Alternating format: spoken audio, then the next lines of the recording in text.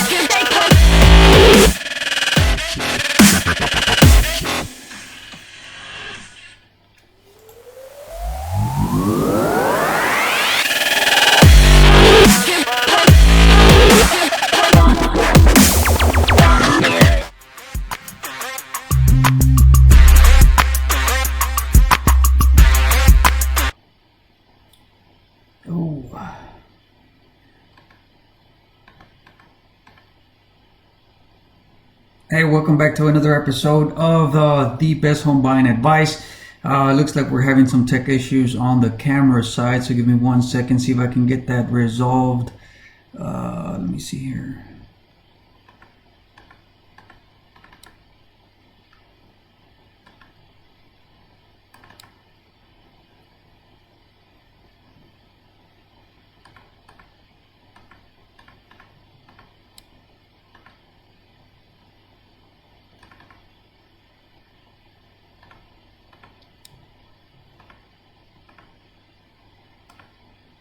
All right, there we go. So, welcome back to another episode of this the best home buying advice. So for today's episode, let me see what's going on here. Okay, there we go. Okay, so you're started looking for a house. You've talked to a lender. You've discussed your financing options. You learned everything about home warranty, what you need to do to move forward. You started already making your list of wants, needs, whatever the case may be. Whatever you're looking into a house.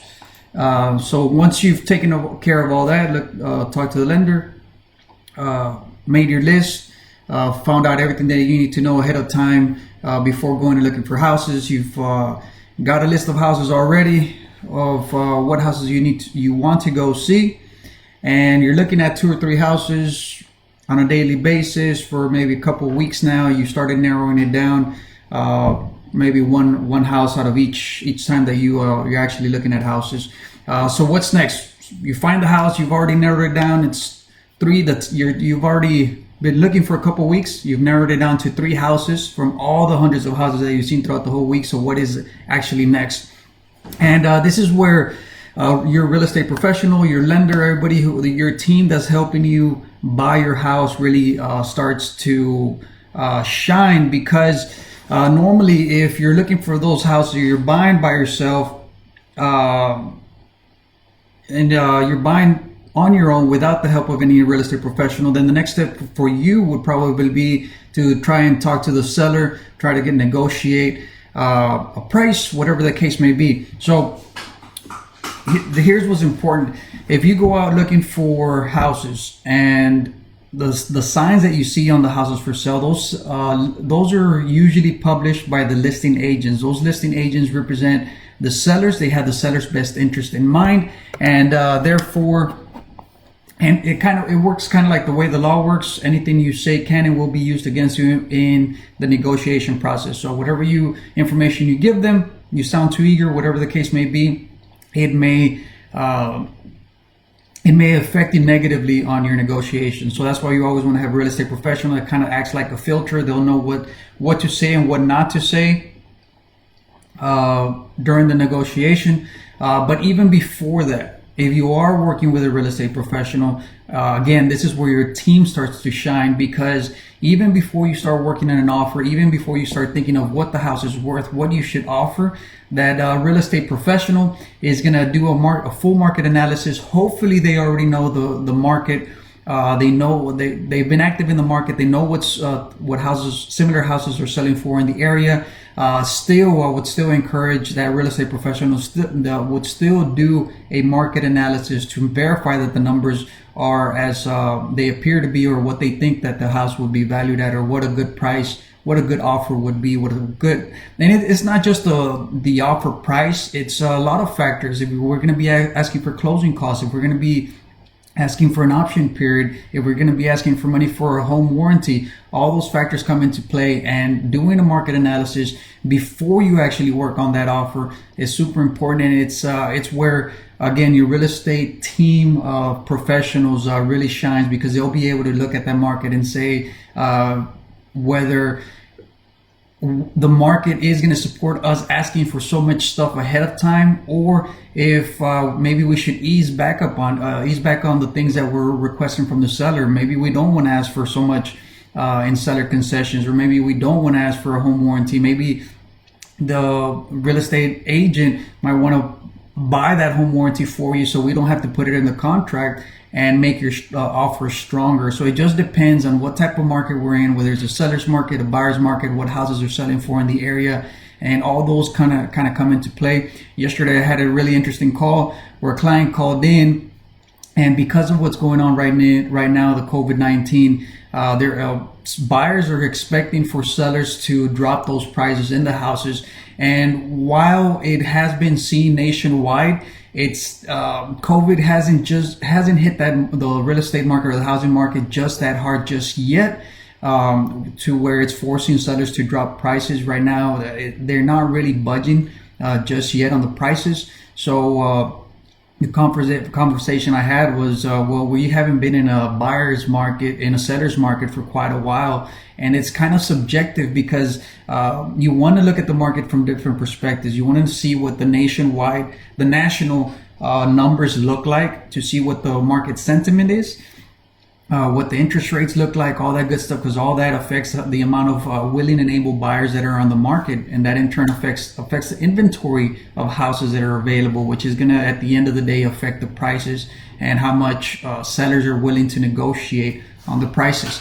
So you want to look at that. You want to look at the state level numbers, and you want to look at the local numbers, and not just the local numbers, but also go all the way down to the actual price, or the price range of the house. So the houses over $150,000, which we had seen right before COVID, may have been in a seller's market, and while houses over 300,000 may have been in a buyer's market because there's not that many buyers. Same thing for houses under 150,000. There wasn't enough inventory on the market for the amount of buyers that were on the market to buy houses under 150,000. So that technically would be a seller's market, because there's a lot more buyers that are looking for houses in that price range than there are houses on the market. So all that comes to play. It's something that may be taken for granted. And it's, again, where your real estate professional is going to come out and shine and help you navigate that whole process and really look at the numbers and what a strong offer would be, so you don't miss out on that house that you love. So what do you do when you find a house that you love? You go to your real estate professional and have them run a market analysis to see what a strong offer would be, depending on the local market. So I hope that helps. It's Friday, TGIF, so have fun this weekend. Stay safe. The economy's back open. It should be almost 25% full throttle, just because most of the businesses that are opening up over the weekend, most of them have a 25% restriction in capacity that they're allowed to have as patrons inside their businesses. So as the economy starts opening up, this is the first weekend that that's going to be happening. Be safe out there. Still use your face covering. Still try to use vinyl gloves. I know every time I go out, I use mine. So stay safe out there. I'll see you on Monday. Tune in at the same time. I know I was a little bit late today, 9:30 a.m.